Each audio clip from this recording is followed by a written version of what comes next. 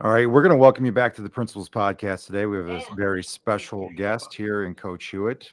Before we begin, I have my uh, guests or my co-hosts. We have Mr. Hyam up in the corner. Mr. Hyam, hello. Yo, yo, yo. We have Mrs. Bondi Hi, everyone. and a fan favorite, Doug Snyder, who's been on our podcast, I believe, for 3 consecutive weeks. So welcome, Mr. Snyder, from his yacht. I've been on one for each of the 3 yo's that Hyam gave in his greeting. I've been on yo, yo, yo. I've been on 3 times, one for each yo. You know why you're on is because our ratings have went down and we need to bring someone on to lighten it up for us. I think you're going in the wrong direction. Gotta get someone good in here.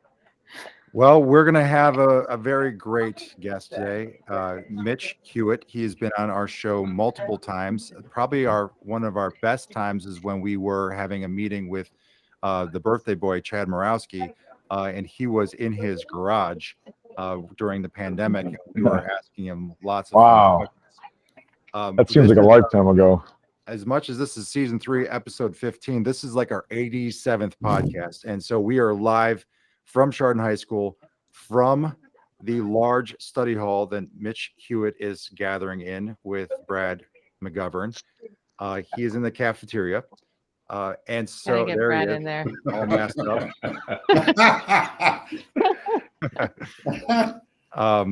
Let me show you my guest. There's Floyd. Is that your guard dog? Can you tell? Yeah. So the question that we'll have beginning with Snyder is, how long will it take before Floyd just has a random bark? He looks pretty comfortable, so I think we're safe. Okay.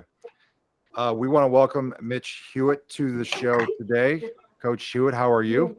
I'm doing very well. We're exhausted a little bit. We're going 17 weeks straight with these kids, but we're blessed to be in this position. So we're grateful too. So on this podcast here, Mitch and I were in the same building at the same time. I was a senior. He was a freshman. We were cut from the same cloth.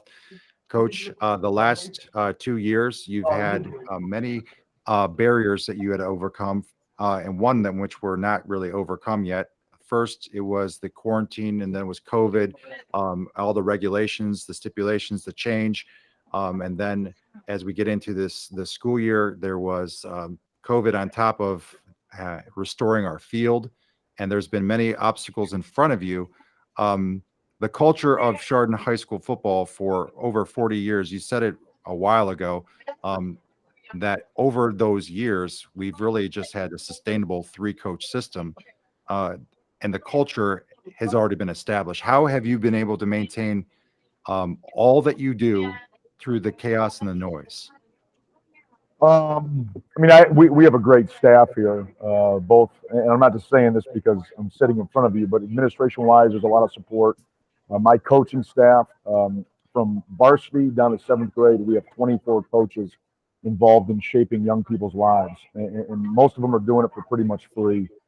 So we have a great support staff, the moms, the parents, the community, all that rallies behind what we do, makes it much easier, despite all the things that you just said, because there has been. I mean, it's you didn't once mention an opponent. Like those are all things that are outside of the actual competition on the field that you have to overcome. And I made a list the other day of just all those things, and it's really in this day and age, so much is vying for young people's time. And not all of it's good, and it's hard to keep them on the right track. So it's been a challenge, but those things have helped us. Today, we're not going to talk anything specifically regarding the X's and O's of this week. That's not the purpose of this intention. We want to talk about all the great things that you and the staff are doing to lead these students, because you graduate 26 guys, and then you have all those players that were a part of last year's program buying into this is what a winning culture means at the next level. And then you're starting to see it, because we all have heard you say it. You're making me a believer, because they're bought in the system. Last week, guys were squatting at halftime.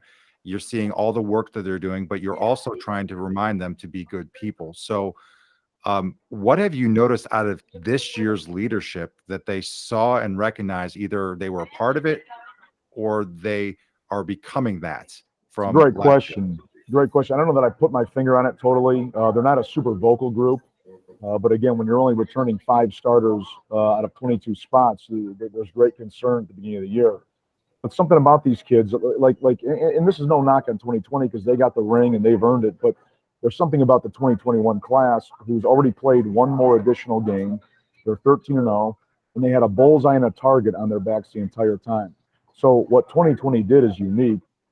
They'll forever be on the Mount Rushmore of Chardon football. But something that this class has an opportunity of doing is 15 days away from repeating.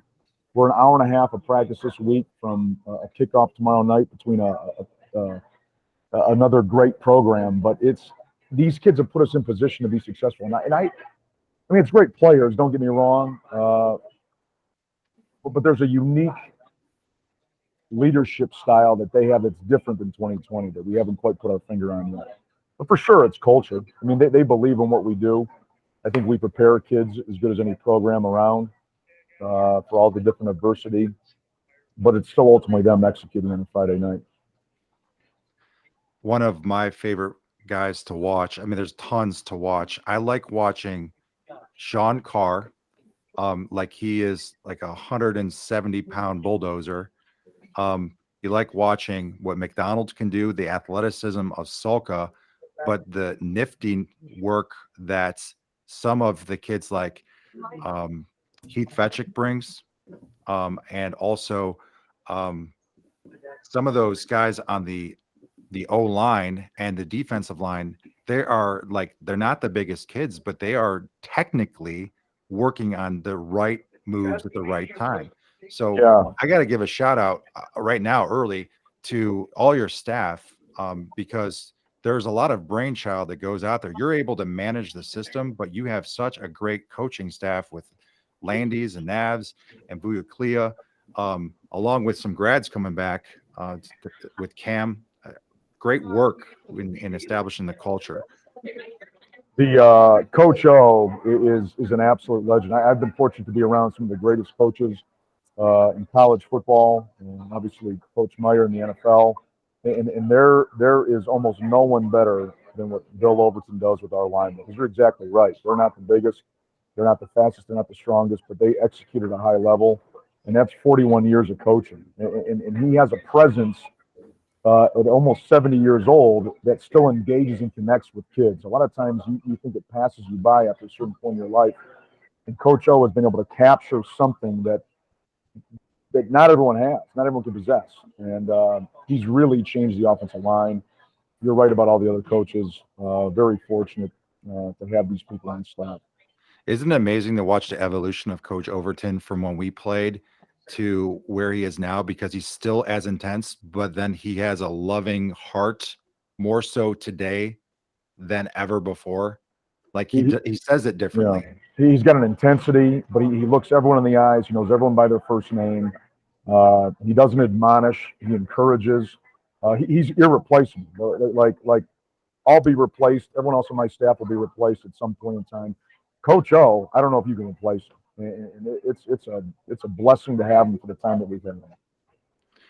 I'm going to transition over to Doug Snyder for this portion of today's segment. That's awesome, because you just asked all my questions. That's you. So I appreciate It that. happens every week. He does that it's like he can see through my computer and he sees, all right, I got that one. All right, I'll throw it to him now. All right, Coach. So I'll just wing one here. Can you walk our viewers through the weekly routine? Most people that come to the game just see the team come down the hill, through the tunnel, and start the whooping after the kickoff. But there's a routine that goes through every week, and there's procedures. Like, walk us through a typical week. Yeah, I mean, that's the thing, again, that people don't see. I'm glad you brought that up, because, again, we've been doing this for 17 weeks, and it takes great stamina, because let's say Friday night ends. By that night, you're probably already watching film on the next opponent, probably till 1:30 in the morning. Then you get up the next day at 7. You have meetings with the team, and you get a lift in. You're usually tied up from 7 a.m. to about noon. and then you come back again on Sunday night with staff, and you're probably there from like 6 p.m. till about 10:30 at night. And then you have a normal work day. You live your family life, and then from about 3 o'clock, 2:30 to about 6, you're with the kids again, Monday through Thursday. And then in the evening, you're getting more film time. So it's really a 40-hour a week in addition to your 40-hour job. It's one of the things that I think not enough people realize what goes into it. And I don't say this for sympathy, just maybe for understanding, because you get people that don't understand that high school and academics is about creating moments and memories. I asked my kids yesterday, I said, what do you remember from elementary? Not one of them remembered a specific lesson. That's not to take anything away from the academic side of it, but they all remembered specific teachers that impacted their life, teachers that were kind to them when they needed to be kind, and that's what you remember. And you remember little things like hanging your coat up, or a lunch, or a kickball day, or a recess day. No one brought up a specific dynamic lesson on a Friday in 7th period. I'm shocked. So was I. And I don't mean to go there. It's just, I wrote down a list yesterday that, like, I like to think about. I teach concepts to kids. I hopefully plant seeds of learning, and then I put down memories and relationships. And that's something that I think transcends no matter where you are in academics. And it's a reminder for us, or for me at least, that at the end of the day, I'm trying to give these kids a memory. The relationship is the biggest piece. If you can build that relationship, you can pretty much teach or, get a student to do whatever you need them to do. Yeah. Absolutely. All the kids yesterday, when I asked that question about elementary, they remembered their favorite teacher, and it wasn't necessarily because it was attached to subject matter. It was because they took the time to build a relationship beyond subject matter. Mm-hmm. Great answer. I have one other question. You got a lot of irons in the fire in your life. You just talked about a 40-hour a week teaching job, 40-hour a week coaching job. You're a husband, you're a father of 4, you're an entrepreneur. How do you keep all that going? I mean, my wife's pretty incredible. And again, she probably won't watch this, so I'm not going to get any bonus points for saying that. But she runs the schedule and show and tells me where I need to be for various things. I always like the line, if you want something done, ask someone who's busy. And they find a way to get it done. People that think they're busy, I'll do it next week. I just enjoy being active. Sometimes like I'm not a good vacationer. I'm good for like 2 days to recharge, but then I start looking around and getting bored. But we're just wired that way. You're Chardon grads. You're born that way. I'd like to think. Everything in cool and steady hall right now. I see you looking around with your watch. Yeah, I mean, I got to keep an eye on it. No, there's no airborne tater tots right now. No, we got it down. We got it on lock. No, it's bagel season right now. It's bagel time, I think. There was a waiting line for those bagels this morning. Yeah, I guess there was. Speaking of perfect segue, as we talk about bagels, is Mr. Hyam usually gets into a segue of chicken or steak. Yeah, I got some good ones for Coach Hewitt today. A lot of people know a little bit about you, but maybe we'll get down a little deeper, some questions, see where you go with these. Do you enjoy asking questions or answering questions? I mean, I think asking questions is more beneficial because then you're learning. If you're answering, you're telling people what you already know. So I always say the more questions you ask is a sign of your intelligence, because you're proving that you don't know it all and that you're seeking out information and wisdom. Really like that. This time of year, I know you have a lot of time to eat, but joking there. Do you like to dine in or do you like delivery? I'm a big intermittent fast guy. So like every Monday I go 24 hours without eating. Once a month I go 48 hours without eating. I always go 16, 17 hours. I never have breakfast. I never have lunch. I've added a 4:45 a.m. lift 2 days a week to my schedule. So I enjoy on Saturday night dining out somewhere good. It's probably, if I looked at my money, where I waste all my money, it's probably in dining out. Now, I gave my wife praise, so I'm going to throw her under the bus here. She's not really a cook. Now she's also busy too, so Please, acquired another please, business. please We'll be stop careful. right there. as you Let's go to the next proceed. question. Good, Go to the next good, question there. good point. Do you like asking permission or asking for forgiveness? Oh, I'm a forgiveness guy. I mean, I believe in forgiveness. I mean, that's what the cross is. I mean, I need forgiveness daily because I'm a moron, and I make mistakes all the time. But no, I'm a forgiveness guy. Do you want to be, if you had your choice, prom king or valedictorian? Wow. Neither were really obtainable, but let's at this point go with the valedictorian, because again, I think today I'm a little more in tune to the academic side than I was when I was an 18-year-old adolescent male. Murray, I got 3 more, just so you know. You know, Coach, you're not leaving us. I think you know that as a high school coach. But if you did, would you want to be a college or a pro coach? It's a great question. I mean, I think college, you build greater relationships still, because it's still a relationship-based industry.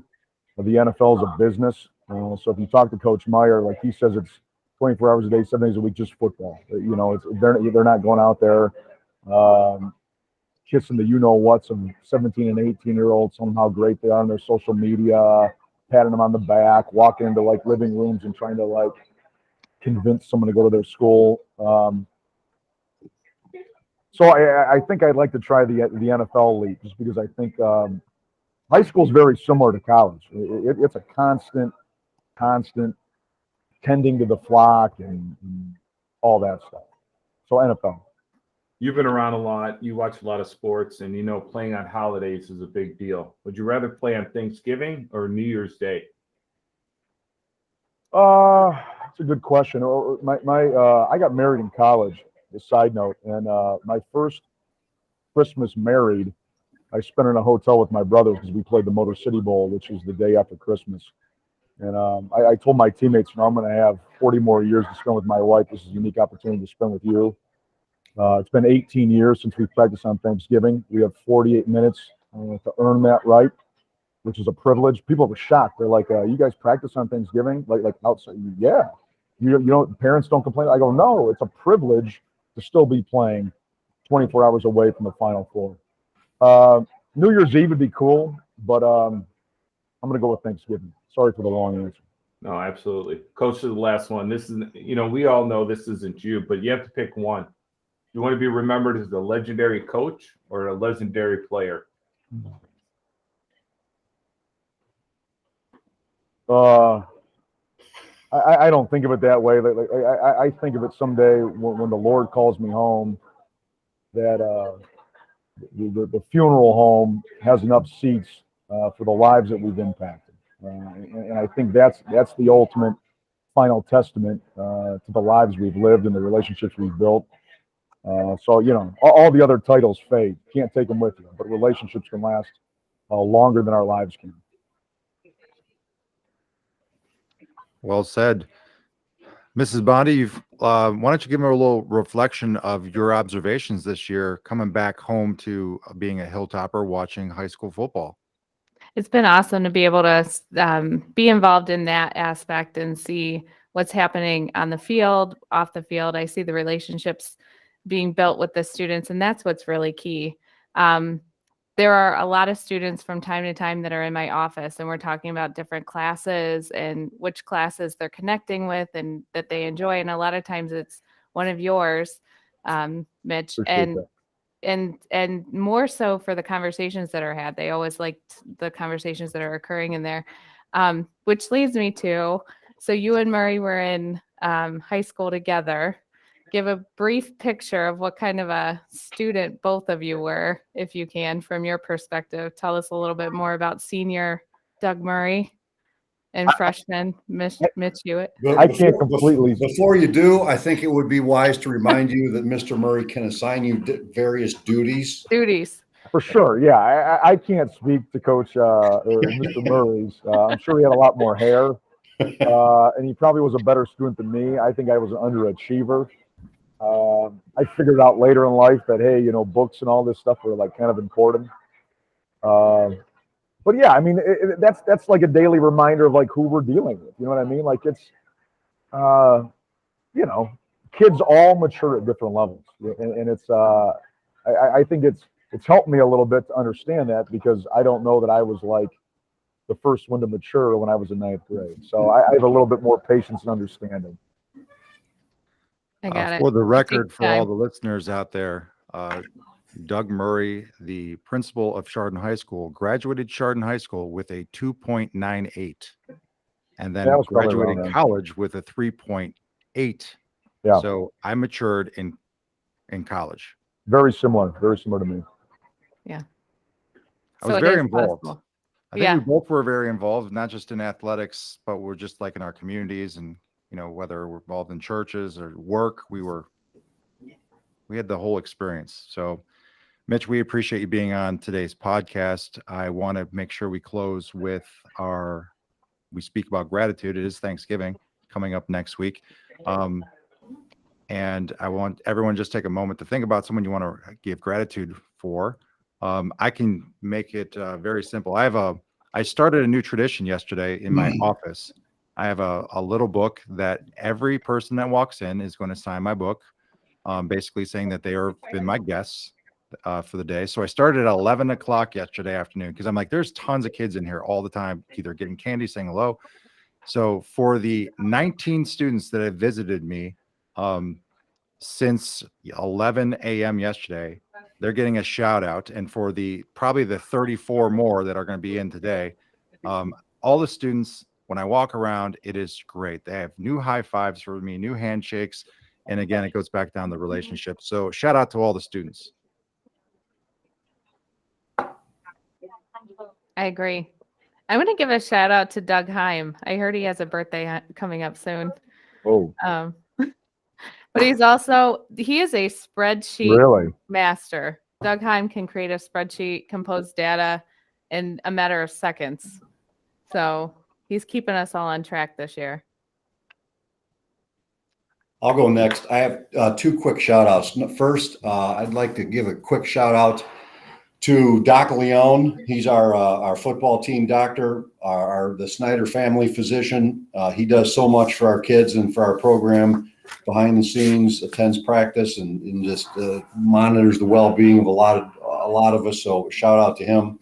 And I'd like to give a shout out to Coach Hewitt's coaching staff. He's too humble to say this, but he is the district coach of the year. And he's a Bob Rittley Award finalist. That's the News Herald High School Football Coach of the Year. He's a finalist for that award. And he'll be the first to tell you that that's due in large part to the coaching staff that he has around him. We've had 4 head coaches in 40 years. And we've had Coach O's been around that whole time. So that I would put that staff up against anyone in the country. And I see what they do on a daily basis, on a weekly basis, season by season, in the off season. And I just have the utmost respect for Coach and his staff and what they do for our kids. Thanks. You. Yeah, I'm going to give a shout out to Chris May.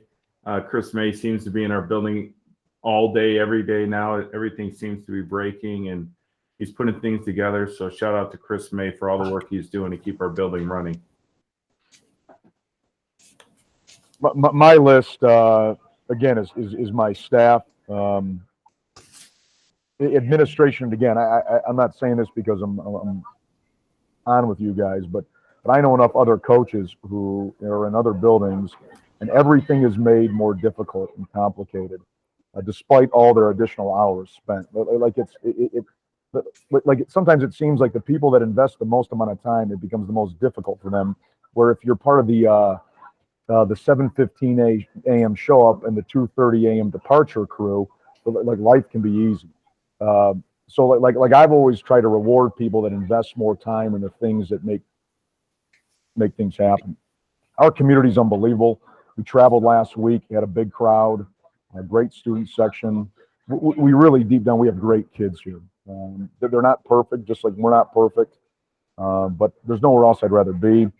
And then Jevnikar, like Jev is a guy that, as we've all said, it would take half a dozen people to replace if he ever decided to hang it up. Now, fortunately for us, he hasn't vacationed in a decade. And he doesn't show any signs of that, so I think he'll be around for a little bit longer.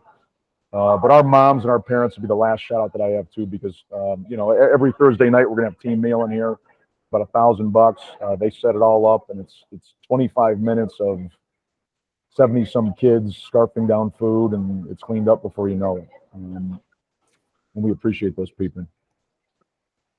Mitch, thanks for joining us today. Yeah. Continue doing what you do, focusing on the little things. Doug Snyder, you want to give some details of how to do tickets and all that for this week, where we're going? Absolutely. Tickets are $10 pre-sale until 4 p.m. tomorrow. That's 4 p.m. on Friday.